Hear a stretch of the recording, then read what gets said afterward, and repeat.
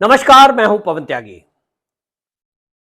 पुरानी संसद को देश के सांसदों ने विदाई दे दी और उस अंतिम सत्र में मोदी जी ने बड़ा भावुक भाषण दिया।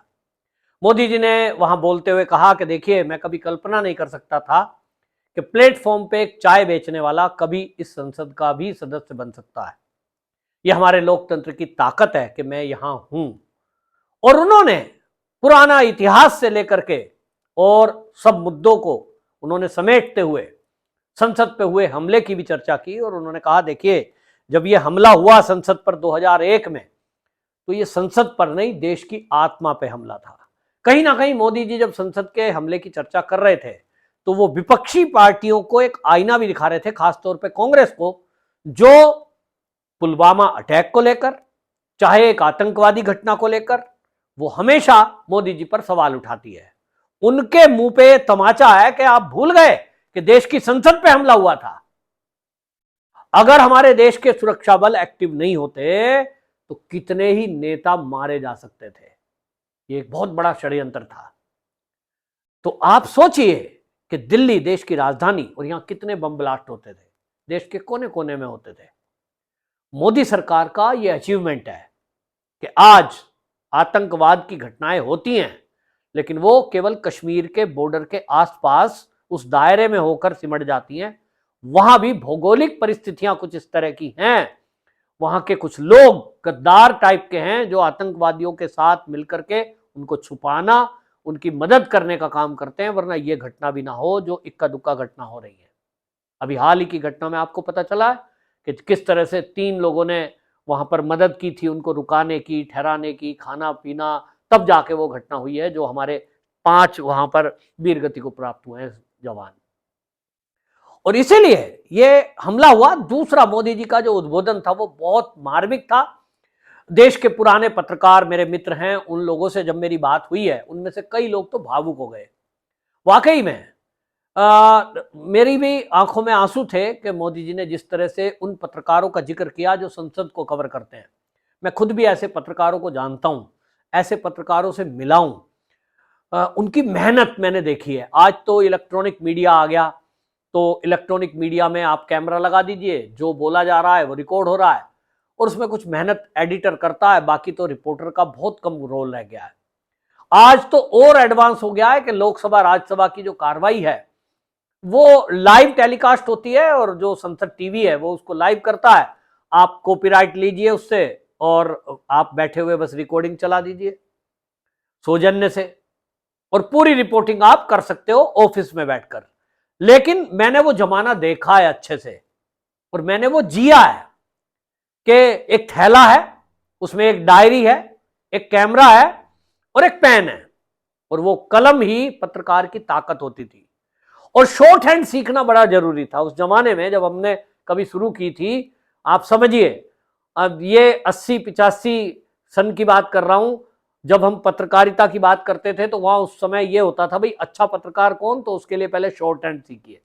भाषण चल रहा है, कोई तेजी से बोल रहा है, कोई डिक्टेट कर रहा है, और उसको पूरा लिखना, ये शॉर्ट हैंड के बिना असंभव था। आज के बच्चे तो जानते भी नहीं है वो शॉर्ट हैंड होता क्या है। और वो शॉर्ट हैंड लिपि और पत्रकार की कलम और फक्कड़, मतलब कुछ भी नहीं है पास में। तो संसद को कवर करने वालों का जिक्र मोदी जी ने किया। पुराने पत्रकारों को आज भावुक हो गए, वो कहते हैं देखिए हमारा ध्यान किसी ने नहीं किया।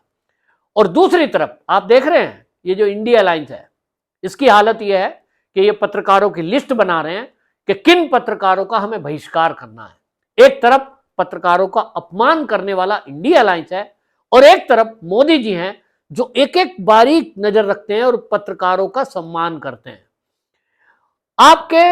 आपको वो पत्रकार मिल जाएंगे, हालांकि अब तो थोड़ा ट्रेंड चेंज हो गया है। मोदी जी कहीं विदेश यात्रा पर जब भी कभी जाते हैं तो दूरदर्शन का कैमरा साथ जाता है या तो ANI जाता है, बाकी नहीं तो पहले जमाने में तो पूरा जो एरोप्लेन है प्रधानमंत्री का, उसमें पत्रकारों की एक भीड़ अलग से चला करती थी। हम देखा करते थे, एक ट्रेंड है कि फ्लाइट उड़ी और वो फ्लाइट के अंदर ही क्वेश्चन पूछना शुरू हो गए देश के प्रधानमंत्री से। एक ट्रेंड चला करता था। 5 स्टार में ठहरना, विदेश यात्रा, पत्रकारों की ऐशो आराम, वो सब चला करती थी पहली सरकारों में। लेकिन मोदी जी बारीकी से ध्यान रखते हैं, और आपको बताना चाहूंगा मोदी जी ने क्या कहा। मोदी जी ने कहा देश में ऐसे पत्रकार जिन्होंने संसद को कवर किया, शायद उनके नाम जाने नहीं जाते होंगे, लेकिन उनको कोई भूल नहीं सकता। सिर्फ खबरों के लिए ही नहीं, भारत की इस विकास यात्रा को संसद भवन से समझने के लिए उन्होंने अपनी शक्ति खपा दी है।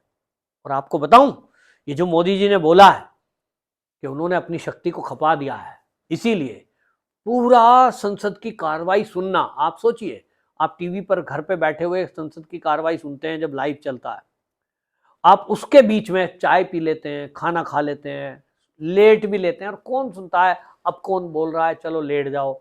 ज्यादा कोई क्या सुनता है, अपने पसंद के नेता का भाषण सुनता है। किसी कोई कांग्रेसी है तो मल्लिकार्जुन खड़गे क्या कह रहे हैं, अधीर रंजन चौधरी क्या कह रहा है, फेमस नेता जो बोल रहा है, राहुल गांधी ने क्या बोला, बाकी को आप नहीं सुनते। क्या डिबेट हुई, किसने क्या बोला, क्योंकि आपको लगता है इससे अटैचमेंट ही नहीं है। हमारा क्या मतलब उड़ीसा का कोई एमपी बोल रहा है, हमारा क्या मतलब केरल का कोई बोल रहा है अंग्रेजी में। लेकिन वो जो संसद को कवर करने वाले पत्रकार, सोचिए, एक एक सांसद की बात सुनना उनको, अगर वो खाना खाने भी गए हैं उतनी देर में भी किसी को कह के जाएंगे और देखना यार क्या हुआ, उसके बाद में पूछते हैं। और एक एक चीज को नोट करना, फिर उससे खबर बनाना, कितना मेहनत भरा काम है कि आप संसद की कार्रवाई चल रही है और सुबह 10 बजे से लेके और 3-4 बजे तक लगातार, 5 बजे तक, कभी कभी 8 बजे तक लगातार बैठे हैं। तो पहले कोई ऐसा तो होता नहीं था कि मोबाइल फोन थे, यहीं से आपने व्हाट्सएप कर दिया। उस न्यूज को बनाना, फिर उसको फैक्स करना, फैक्स जाएगा तो फिर वो अखबार के कार्यालय पहुंचेगा, तब वो जाके छपेगा। और इसके लिए जो मेहनत थी वो पत्रकारों की, और उनकी जो सादगी हमने देखा है, जो संसद को कवर करने वाले हैं, कुछ तेज तर्रार और वैसे लोगों की तो मैं बात करता नहीं, जो चापलूस टाइप के हैं कि वो तो नेताओं से मिल गए, किसी ने अपना काम कर लिया, लेकिन वो लिस्ट बहुत छोटी है। ज्यादातर प्रिंट मीडिया के जो पत्रकार हैं वो आज भी, चाहे वो साप्ताहिक पेपर है, चाहे वो पाक्षिक पेपर है, चाहे कोई मासिक पत्रिका निकाल रहा है, वो आज भी क्रांतिकारी है। मतलब उसका असर होता है। आपके घर में अखबार आता है, आप टीवी कितना भी देख लीजिए, ब्रेकिंग न्यूज चल जाएगी उसमें, तुरंत उधर हुआ, तुरंत आपने सुन ली। लेकिन अखबार में जो डिटेल आप पढ़ते हैं, गली मोहल्ले की खबरें, वो टीवी पे नहीं आती, वो सोशल मीडिया पे भी नहीं आती है। वो आपको अखबार ही बताएगा कि आपको कई बार पता नहीं लगेगा कि मेरी पड़ोस की जो कॉलोनी है उसमें कल क्या हो गया रात को, तो अखबार पढ़ के आपको पता लगता है। वो जो गली गली में घूमने वाले पत्रकार हैं वो आज भी प्रिंट मीडिया में जीवित हैं। वो रोज जिला मुख्यालय जाएंगे, अस्पताल में, वो थानों में चक्कर लगाते हैं तो थाने की खबर लाते हैं। सबने तय किया हुआ है, कोई कचहरी जाएगा, कोई डीएम ऑफिस जाएगा, और उसी का जिक्र मोदी जी ने किया कि बहुत सारे पत्रकार ऐसे हैं जिन्होंने अपना जीवन इसमें खपा दिया है, उनको याद किया है। मुझे लगता है मोदी जी ने जैसा याद किया है, मुझे अब लगता है कि जरूर वो उन पत्रकारों के साथ एक मीटिंग या उनको सम्मान देने का काम कर देंगे, और करना चाहिए भी। मैं कहता हूं ऐसे पत्रकारों को देश के सामने लाना चाहिए जिन लोगों ने ऐसे काम किए, और इसके लिए कोई एक मोदी जी अवार्ड की घोषणा कर सकते हैं, और उस अवार्ड को ऐसे पत्रकारों को दें जिन्होंने लंबा समय पत्रकारिता के लिए दिया है। और अब तो डिजिटल मीडिया आ गया है, तो डिजिटल मीडिया को मान्यता देने की बात बहुत दिनों से चल रही है। मोदी जी अब डिजिटल मीडिया पर भी ध्यान दें, उसमें भी जो अच्छे वक्ता हैं, बोलने वाले हैं, अच्छे पत्रकार हैं, जिनका असर समाज पर पॉजिटिव है, ऐसे लोगों को अलग से निकालकर आप उसके लिए कम से कम इतना ही कर दें कि आप कभी कुछ नहीं दें, 1 रुपया ना दें, कभी एक भोज पर बुला लें 100, 200, 500 लोगों को, तो वो बहुत बड़ा मान होगा। क्योंकि जैसा मोदी जी ने संसद को कवर करने वाले पत्रकारों को कहा, ऐसे देश के अंदर बहुत पत्रकार हैं जिनको किसी ना किसी कारण से न्यूज चैनल भी नहीं लेते हैं, तो प्रिंट मीडिया में भी अब वो एडजस्ट नहीं होते हैं, क्योंकि पुराना जो प्रिंट मीडिया है वो अब नहीं रहा है, बदल गया है। तो जो पुराने लोग हैं, मैं भी आज भी पहले खबर को पेन से लिखता हूं, फिर उसको पढ़ता हूं, हैबिट बनी हुई है, लैपटॉप पे अभी हैबिट नहीं बनी है। तो वो जो है पत्रकार जिन्होंने एक लंबी यात्रा जी है, वो मोदी जी ने उनको याद करके सम्मान दिया है। दूसरी तरफ इंडिया अलायंस पर लोग सवाल उठा रहे हैं कि देखिए मोदी जी कितनी बारीकी से ध्यान रखते हैं कि पत्रकारों का मान सम्मान, उन्होंने कम से कम जिक्र तो किया, और इंडिया अलायंस वो पत्रकारों का बहिष्कार कर रहा है। ये बड़ा फर्क है। और बीजेपी की टैगलाइन भी है, फर्क साफ है। ये फर्क साफ है।